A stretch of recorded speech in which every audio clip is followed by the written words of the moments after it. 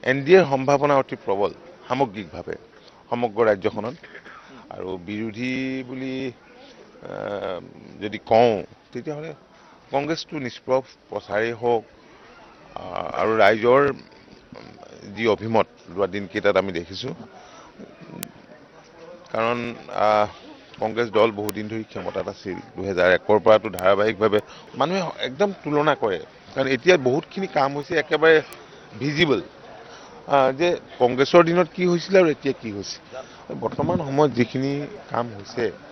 মুখ্যমন্ত্ৰীগৰাকীৰ নেতৃত্বত ৰাজ্যখনত যিমানবোৰ উন্নয়নৰ কাম হৈছে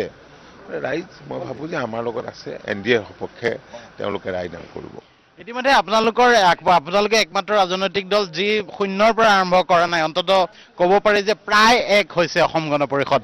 ইয়াৰ পিছত অসম গণ পৰিষদৰ আসনৰ সংখ্যা যিহেতু আপোনালোকে এই বছৰটো শক্তি বৃদ্ধিৰ বৰ্ষ হিচাপে ঘোষণা কৰিছিল শক্তি বৃদ্ধিৰ বৰ্ষ হিচাপে ঘোষণা কৰিছিলোঁ আমাৰ কৰ্মীসকলে যথেষ্ট কষ্টও কৰিছিল হয় আমি বিচৰা কিছু আসন আমি লাভ কৰা নাই কাৰণ বুজাপৰা তেনেকুৱা হয় উইনিং পচিবিলিটিটোৰ ওপৰতেই সকলোৱে 7 তাৰিখলৈকে কেইবাটাও দিন আছে কিন্তু যিটো গতিত এতিয়া আগবাঢ়িছে আমাৰ অসম গণ পৰিষদৰ প্ৰচাৰ বা প্ৰাৰ্থীসকলৰ পৰা যিটো মই জানিছোঁ বা বেলেগ বেলেগ চ'ৰ্চৰ পৰা যিবিলাক খবৰ পাইছোঁ নিশ্চিতভাৱে আৰু 21ত মোৰ ভোট বৃদ্ধি পালে কাৰণ ৰাইজৰ বিশ্বাসটো মোৰ ওপৰত বাঢ়িল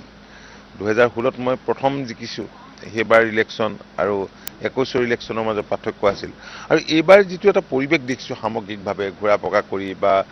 যে এইবাৰ বহুত বেছি ভোট বাঢ়িব